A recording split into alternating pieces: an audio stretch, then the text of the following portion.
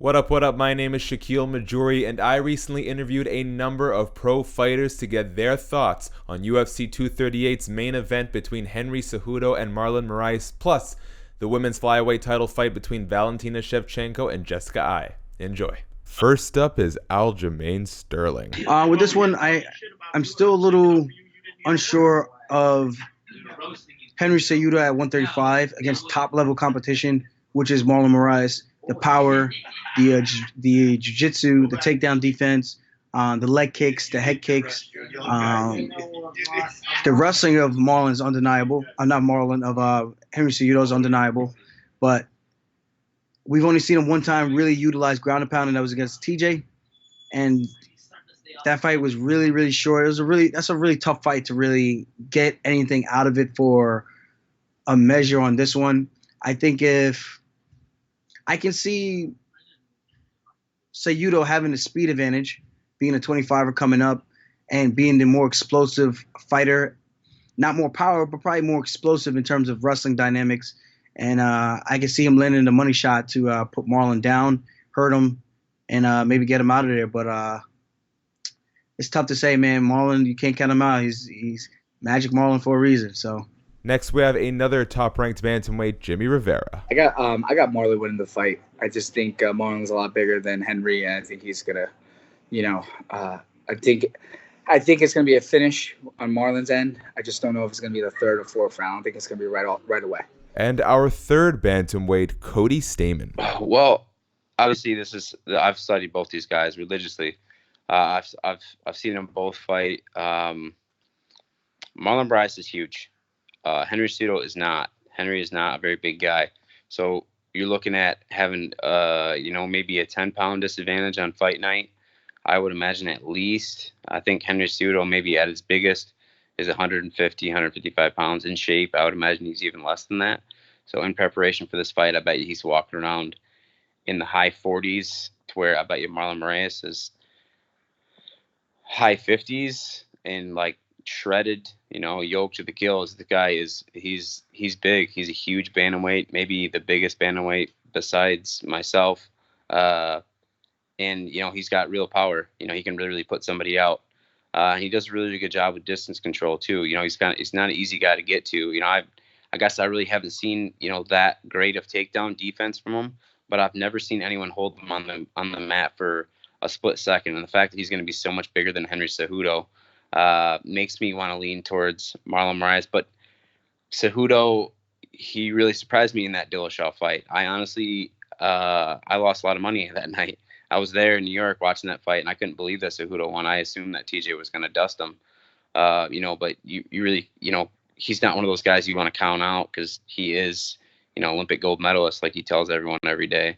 And he is also, a really, really great athlete and great martial artist. So this is probably going to be a really close fight, I think, as far as the betting odds goes. But, I'm pulling for Marlon Moraes, and I really do think that he is going to be able to impose his will, especially in those later rounds.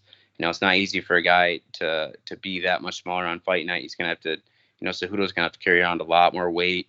And it only takes one shot for Marlon Moraes to put him out, where I don't think Cejudo has that dangerous knockout power like Moraes does. So, I think I'm going to take Marlon in this fight. UFC 238's very own Ricardo Lamas. Oh, quick little breakdown. That's going to be a tough fight. Marlon Moraes is a heavy hitter. But on the other hand, Cejudo has been using his movement very well, and the guy's been improving like crazy from fight to fight. I'm going to have to go with Cejudo on that one, and I think he can stop him. Max Payne Griffin. Oh, my goodness. Henry Cejudo, Marlon Moraes, they're both good. Cejudo, we saw what Cejudo just did to TJ, and, I think he'll employ his wrestling. I think he'll really employ his wrestling on Marlon. I was with Marlon in Brazil recently, and he's an animal, man. Just even seeing him in person, he's way faster than even on TV. And he's brutal. So he'd try to have to catch Henry coming in or something. What weight is it at? Okay, so Henry's coming up. I think Henry's gonna, use his wrestling and beat him. Ya boy, Eryk Anders. I'm gonna go on Magic. Magic. They call him Magic Marlon or Magic Moraes. Yeah, I'm gonna go with Marlon. Super dynamic. He's really good at jiu-jitsu. So even if Cejudo gets him down, I think that he'd either be able to sweep, submit, or stand up. Really explosive, much more explosive than the guys that Cejudo's fought up until this point. So you saw what he did to Jimmie Rivera, Funk Master. So I think that's it's going to be a tough outing for Cejudo. A Lebanese-Canadian fighting out of Rufus Sport, John Makdessi. Henry Cejudo. He just he's mentally he's on a momentum streak. And Curtis Millender. I'm going with Marlon Moraes because I'm over that champ shit.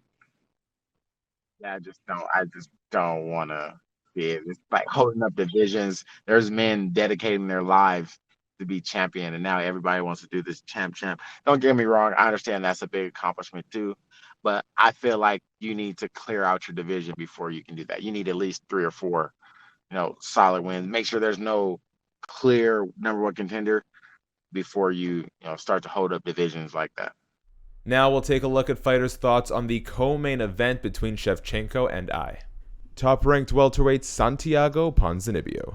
Valentina Shevchenko is really tough. Staying good moment. I like the she put in the game. The last fight, I think Valentina's won. Featherweight contender Josh Emmett. Valentina Shevchenko. Jessica Ai, she's tough, has great boxing. But Shevchenko, man, she seems like she's just on another level, especially from some of her fights that we've seen in the past. She's continuing to improve as well. And I don't see anyone at 25 beating her for a long time. Former UFC fighter Elias Theodorou. Obviously, most people would be looking at the champ. I think with Jessica, don't count her out. She's, been on that same ride in regards to what I mentioned in the last conversation about, that's conducive to mixed martial arts in regards to it adding it all together to get a win streak that can kind of run you right into a title. Even though, again, if you look at her losses, they were all split decisions. So she's like kind of, even with the people that she lost to in the past, she's, right there in regards to split decision losses. And also compounding the aspect that she's already moved her whole life to Vegas now. She's getting out of her original team, I think still with 1 or 2 of her coaches from home. But, saw her in Vegas. And, I think if anyone has the heart, it's her to pull it off. But, one would look in regards to, a betting person. They would look at the champ because of how dominant she is. But I know Jess, and I'm rooting for her. UFC Stockholm's Damir Hadzovic. Just Shevchenko, definitely. She's a badass. I haven't seen any girl that can challenge her real because she got it all, I think, and mentally strong also. And I see in Israel they train everywhere. These girls, they're like real wild girls. So Shevchenko. Canada's Kajan Johnson. Shevchenko. Yeah, I would say so. Just a little bit more technical. Makes better decisions. KSW's Philip DeFries. Shevchenko. I don't watch that much MMA unless I know the people, But I'll go with Shevchenko. And Boston Salmon. That's a tough fight. Jessica Ai just started training camp at Extreme Couture, so obviously I'm gonna have to go with her as she's my teammate now. Shevchenko is a really good kickboxer, and it's going to be a tough fight. But if Jessica Ai can make it a dirty fight and get in her face, I think Jessica Ai could pull it off. But if she doesn't possess that, then I feel like Shevchenko is just going to make it a clinic, a striking clinic.